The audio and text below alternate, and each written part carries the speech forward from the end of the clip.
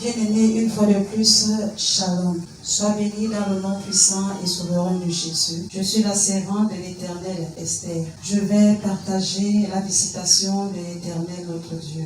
Alors la vision dont le Seigneur m'a fait part, je marchais sur la rue dans cette vision. Tout à coup, le ciel qui était éclairé avait une lumière bien vive, s'est assombré. Dans un premier temps, ça donnait l'impression de l'annonce d'une pluie. Mais à un moment donné, les phénomènes qui ne faisaient que s'accroître animaient la peur et la panique dans la population. Le ciel s'est tout à coup assombré d'un noir qui était inexplicable. Alors la foule s'est mise en fuite. Chacun cherchait un refuge, chacun cherchait un abri. Et les uns et les autres criaient « Seigneur, sauve-nous, Seigneur, sauve-nous ». Moi également dans la vision, j'étais prise de panique et j'étais en train de courir pour chercher également un refuge. C'est ainsi que dans ce phénomène qui se produisait, les nuages très sombres qui étaient là, à un moment donné, des éclairs sortaient, venaient du ciel pour la terre. Et à une certaine hauteur, ces éclairs se subdivisaient, se ramifiaient. Et cette petite ramification touchait directement toutes les personnes qui étaient en fuite. Et pendant que ces éclairs touchaient ces personnes tombaient, étaient atteintes de la mort.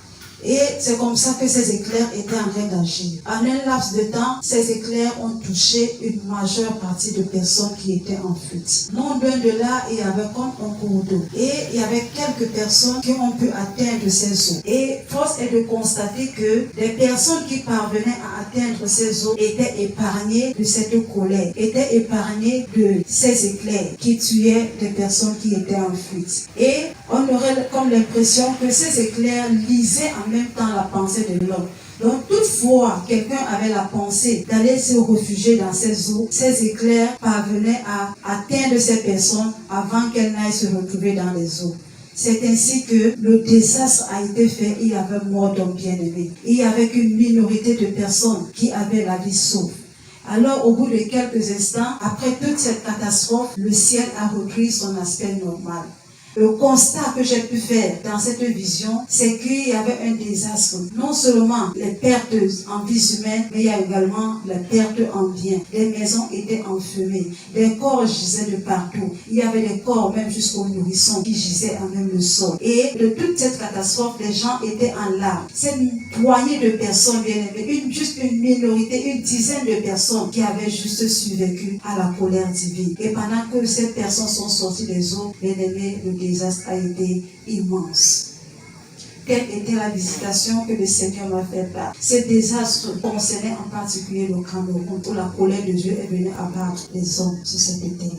À la suite de ceci, pourquoi le Seigneur a présenté les eaux et pourquoi les personnes qui se sont retrouvées dans les eaux ont été épargnées de la colère de Dieu. Ceci, c'est à la lumière de la parole de Dieu dans Matthieu chapitre 3, à partir de son premier verset au troisième verset, qui nous dit: en ce temps-là parut Jean-Baptiste prêchant dans le désert de Judée et disait: repentez-vous, car le royaume des cieux est proche. Jean est celui qui avait été annoncé par Ésaïe le prophète lorsqu'il dit: c'est ici la voix de celui qui crie dans le désert, préparez le chemin du Seigneur, aplanissez ses sentiers. Plus loin au verset 7, il dit: mais voyant venir à son baptême beaucoup de pharisiens et de sadducéens, il leur dit: race de vipères, qui vous a appris à fuir la colère à venir, produisez donc du fruit digne de la repentance. J'aimerais qu'une bien-aimée qui est tout juste à côté de moi nous partage également ce qu'elle a reçu de cette visitation que nous venons de partager tout à l'heure, afin que nous soyons davantage bénis au nom de Jésus. Shalom, shalom, bonjour à tout le peuple de Dieu qui nous écoute actuellement. Bonjour à ceux-là également qui nous écouteront en différé par la grâce de Dieu.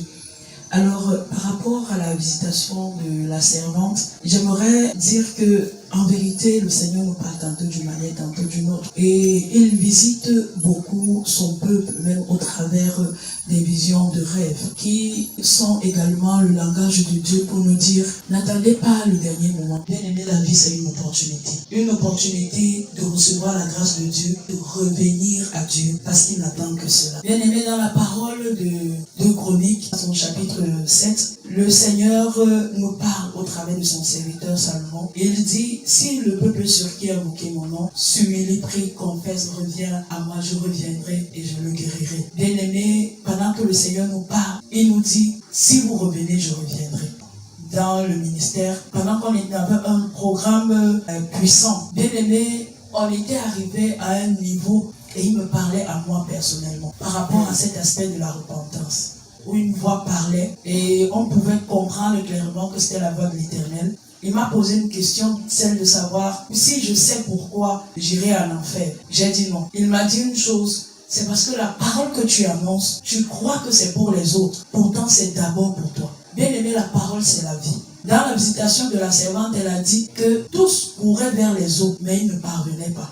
Parce qu'il y a également un temps que le Seigneur te donne, un temps que le Seigneur me donne pour vivre véritablement sa parole, pour la mettre en pratique et pouvoir compter sur cette parole. Bien aimé, on ne peut pas faire semblant d'être avec Dieu parce que Dieu nous connaît. Et si nous faisons semblant, bien aimé, nos œuvres vont nous rattraper. Et pourquoi le Seigneur a permis qu'à la fin, même ceux qui avaient la connaissance que les autres peuvent sauver n'ont pas eu accès aux eaux? Bien aimé, parce qu'ils se sont amusés. Ne t'amuse pas pour ton âme, parce que ton âme a du prix. Et Jésus a payé un sacrifice fort pour ton âme. Et pendant qu'il a payé, je veux nous dire que Dieu ne va pas nous sauver sans nous. Il nous a créés sans nous, mais il a besoin de nous pour que nous parvenons au salut. Il y a un effort à faire. Il y a une vie de sanctification à vivre. Bien aimé, avec quoi est-ce que tu fais ta course? Est-ce que c'est avec Dieu? Est-ce que c'est avec tes propres émotions ou tes propres connaissances? Bien aimé, on croit que la parole c'est pour les autres, mais c'est d'abord pour nous. Parce que nous devons être des vases utiles et agréables à Dieu. Sinon nous serons comme ceux-là qui montrent le chemin, mais qui n'arrivent pas à trouver eux-mêmes le chemin. Et ce n'est pas la volonté de Dieu. Je voudrais parler véritablement à tous ceux à qui le Seigneur donne même cette vision, même la capacité de parler en son nom. Bien aimé, il ne s'agit pas des autres. La Bible dit que si tu juges à tes portes, tu ne seras pas jugé. Et Jésus a dit, il n'est pas bon que nous regardons à la paille qui est dans l'œil du voisin, mais nous devons regarder et traiter l'apôtre qui est dans notre œil. La parole de Dieu est un miroir. Bien aimé, et elle nous invite à nous mirer tous les jours, afin que ce qui n'est pas de Dieu en nous, ce qui nous rend inconformes à Dieu, par notre désir et par le soutien du Saint-Esprit, que nous arrivons véritablement à avoir la forme que Dieu veut. Nous arrivons à être des serviteurs pour lesquels Dieu veut compter et qu'il peut compter. Pour lesquels il dira, bon serviteur, entre dans le repos de ton maître. Bien aimé, parce que nous avons enduré sur le chemin. Nous avons accepté le brisement. Nous avons accepté la souffrance. Nous avons accepté de prendre également sur nous la coupe de Jésus. Nous voulons simplement attirer l'attention de tous dans ces temps de fin, que le Seigneur nous aide encore à nous examiner, afin que nos cœurs véritablement aient la marque de Christ, aient le sceau de Christ pour pouvoir bénéficier du royaume. Bien aimé, notre devoir véritablement c'est de revenir à Dieu, c'est de revenir à notre premier amour, comme la parole nous parle dans le livre d'Apocalypse. Ainsi donc, que le Seigneur nous donne cette capacité-là, véritablement à obéir et à nous soumettre à sa parole. Et la parole de Dieu nous amène à entrer dans la profondeur de la sanctification. Si nous prenons la parole dans le livre de Matthieu 15, nous allons comprendre que notre cœur porte notre réelle nature, qui est cachée aux yeux des hommes, mais à découvert aux yeux de Dieu, devant qui toute chose est lumière. Pendant que le Seigneur nous donne son esprit pour pouvoir édifier son peuple, qu'est-ce que nous faisons de son esprit? Nous utilisons l'esprit de Dieu selon nous pour des rivalités. On n'honore plus l'onction de ceux que le Seigneur a mis au-devant de nous. Parce que le Saint-Esprit aussi nous parle. Parce que nous aussi, nous avons des intimités avec Dieu. Mais je voudrais dire à quelqu'un, le Seigneur a donné une position de chacun dans son église. Et pendant que la colère de Dieu descend, tu vas te dire que tu étais très proche du Saint-Esprit. Tu vivais une grande intimité avec le Saint-Esprit. Mais c'est ce même Jésus qui te dira, je ne t'ai pas connu. Parce que tu as vécu ce don dans le désordre. Bien-aimé, être un bon serviteur, c'est de donner ta vie, c'est de te consacrer pour l'évolution du royaume de Dieu. Bien-aimé, le Seigneur nous donne les opportunités. J'aime cette parole de Apocalypse qui dit, il y a plusieurs, des milliers et des myriades, qui ont accepté laver leur robe dans le sang de l'agneau. Ils se sont retrouvés au ciel. Bien-aimé, pendant que le Seigneur nous donne le temps de partager, le temps d'écouter, le temps d'être en vie, nous avons cette possibilité de laver nos robes. Nous avons cette possibilité d'appeler le Seigneur afin qu'il nous aide à nous laver pour pouvoir nous approcher de lui. pour pouvoir recevoir la couronne de la victoire. Bien-aimés, les eaux sont disponibles. Le sang de Jésus est disponible. L'amour de Dieu est disponible. La lumière de Dieu est disponible. Servons-nous-en pour le salut de nos âmes et pour le salut de ceux-là qui sont autour de nous et qui nous écoutent. Que le nom du Seigneur soit béni encore en cet instant. Amen. À la suite de cette parole, lorsque la parole nous dit que Jean est venu préparer le chemin du Seigneur, c'est tout simplement, nous devons comprendre qu'avant que le Seigneur ne vienne à la concrétisation de ce qu'il a dit, il prépare d'abord le chemin. Bien aimé, selon la vision, pourquoi ces personnes qui se sont réfugiées dans les eaux ont eu la vie sauve? C'est par rapport à ce verset biblique qui dit « Jean est venu baptiser d'eau ».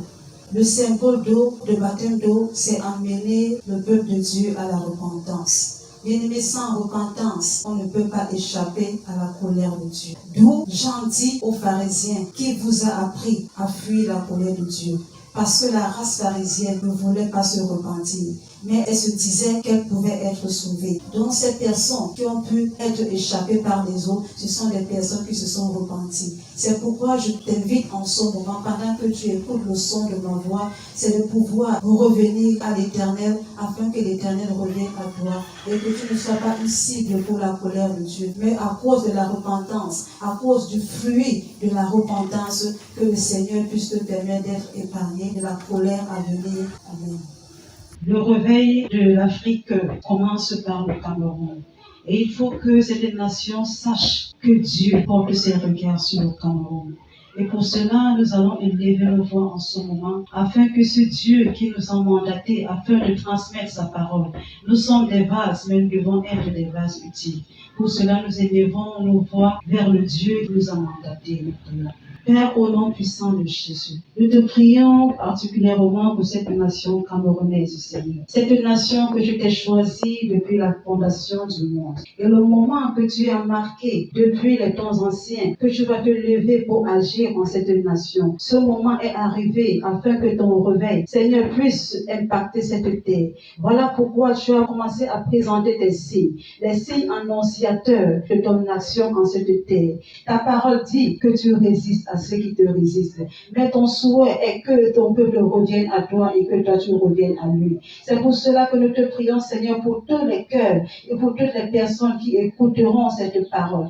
Nous te prions de rendre les cœurs de pierre en cœur de chair. Rends les cœurs sensibles à l'écoute de ta parole. Puisse le Saint-Esprit de Dieu vienne convaincre les cœurs, Seigneur, que c'est toi qui parles, parce que nous ne sommes que des instruments, mais c'est toi qui parles au travers de nous. Que ton peuple, Seigneur, soit mis en garde. Nous te prions, Seigneur, d'ouvrir l'entendement, Seigneur, de tes enfants en cette nation, afin que quiconque écoutera cette parole, Seigneur, oh Dieu, se soumette et que toi, tu accomplisses ta volonté au nom de Jésus. Et que le réveil que tu as prévu pour cette nation vienne à son accomplissement, non seulement pour cette nation, mais également pour l'Afrique tout entière. Non seulement pour l'Afrique tout entière, également pour le monde entier. Oui, afin que ton nom soit glorifié. C'est ton nom puissant et souverain de Jésus-Christ que nous avons ainsi prié. Amen.